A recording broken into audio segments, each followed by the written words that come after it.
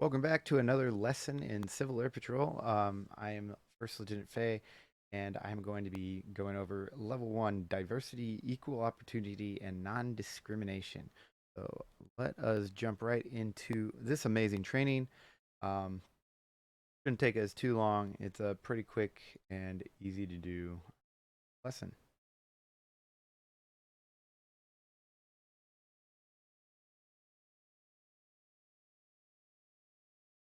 All right, so go ahead and look at this from Major General John F. Curry, CAP National Commander from December 18th, 1941.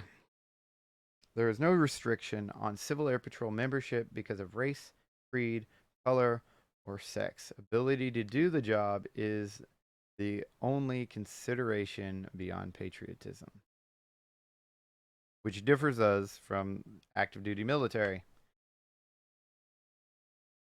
Can you identify the elements of CAP's non discrimination policy? Define diversity and inclusion. Describe how the benefit Civil Air Patrol and apply the concept of reasonable accommodations in practical situations. All right, so what are some specific elements of CAP's non discrimination policy? Define diversity and inclusion and discuss what those terms mean to you. So, really, all these questions, why is the important why is it important that we have non-discrimination, equal opportunity, and diversity policies in Civil Air Patrol? And as a senior member, what is your role in diversity and equal opportunity and non-discrimination? What does this all mean to you, and why does it apply? And why do we care enough to get you involved and ensure that you're doing what you're supposed to do? All right, really, um, you need to understand that CAP's focus is primarily equality and everyone can join. I mean, our main mission is to teach every American citizen the beauty of flying and what it takes to make that flight possible. And without that, you're not really accomplishing CAP's major mission. That includes search and rescue and emergency services, you know, having more people with more knowledge and diverse backgrounds is very important. Um, you know, CAP provides an inclusive and welcoming environment for all members and ensures that educational membership and operational decisions are based on each individual's abilities and qualifications. Let me repeat that. Each individual's abilities and qualifications. Let's explore what the diversity and equal opportunity and non-discrimination policy means and our role and responsibility for ensuring that these policies are adhered to within the organization. So, um, really, what are the specific elements of CAP's non-discrimination policy? Pause that, think about it, answer that yourself. Define diversity and inclusion and discuss what the terms mean to you. I'll give you guys an opportunity to think about that for a second. Go over that yourselves. All right. And why is it important that we have non discriminating, equal opportunity, and diverse policies when talking about Civil Air Patrol? And as a senior member, what is your role in diversity and equal opportunity and non discrimination? Okay. So my answers were pretty simply we don't discriminate outside of the citizenship piece. And even that is a qualification, not quite a discrimination. So, because, and I'm going to tell you why. If you are on the path to U.S. citizenship, there is a pathway to membership, right? You don't have to be a U.S. citizen yet, but being on the pathway to U.S. citizenship, green card, um, dates of, taking your test and getting your citizenship administered. That is a qualification. Define diversity and inclusion. Discuss what the terms mean to you. All right, so obviously, inclusion, simple, straightforward. You include everyone that you can possibly do so. And as the previous slide said, if they're able to do the job, let them do the job. And you'll see, there's a lot of things that we're allowed to do and what we're not allowed to do. And we can't, you, you know, can't do certain things for certain people, but we will let you do what you can, where you can, and how you can.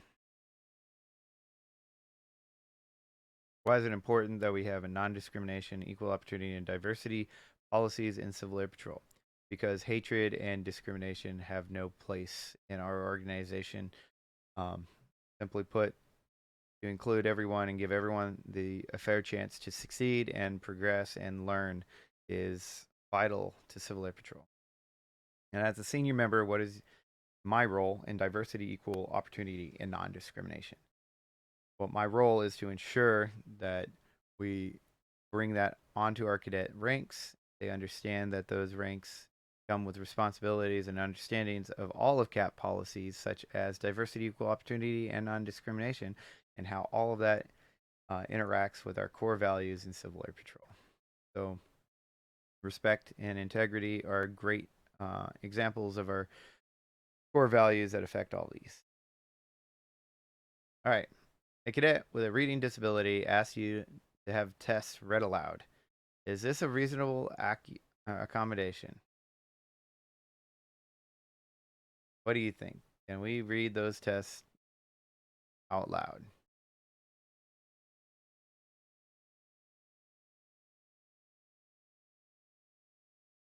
If everyone in the room is taking the same exact test, doing the same exact thing, and you don't read out the answers, there shouldn't be anything against this.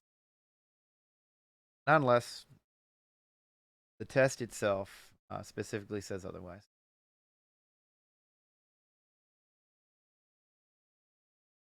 A member who practices his or her faith on Saturdays asked to arrive late or leave early to attend religious services. Is this a reasonable accommodation? Well, according to a lot of the chaplain correspondence that we have on GoCivilAirPatrol.com, this should be definitely allowed and understood.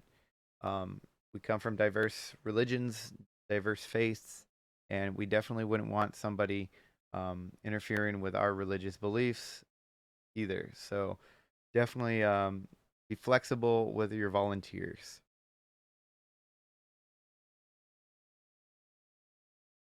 A member has a special diet.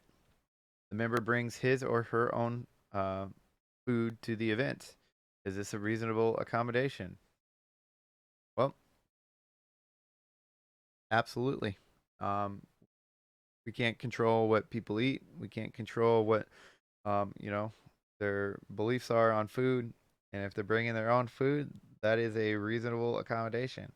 And if it's worked out prior and you're able to meet with that member to see what they can and cannot eat for their diet, maybe Civil Air Patrol can, do something to accommodate her on that factor. A cadet in a wheelchair asked for a modified drill test for promotion. Is this a reasonable accommodation?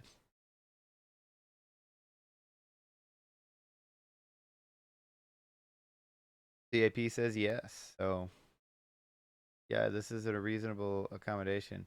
Um, just for a drill test, there's certain other drill tests that'll take place, but a wheelchair bound person does have facing movements, believe it or not, and they can be um, accommodated to meet those standards.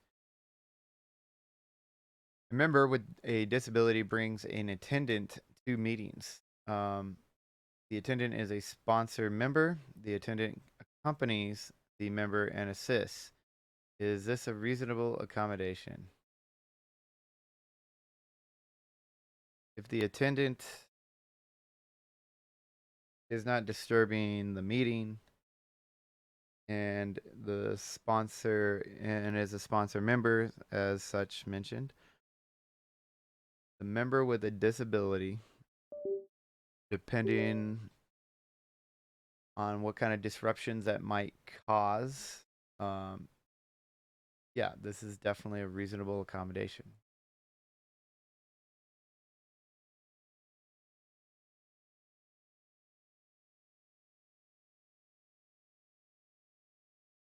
All right. So that is it. That is it for the diversity and inclusion training here.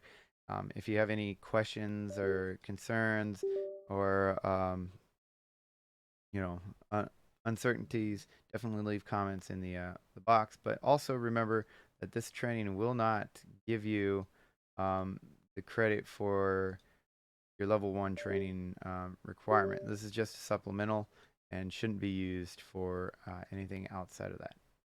Thank you. Hope to get all the important feedback that we can and that you get something out of this.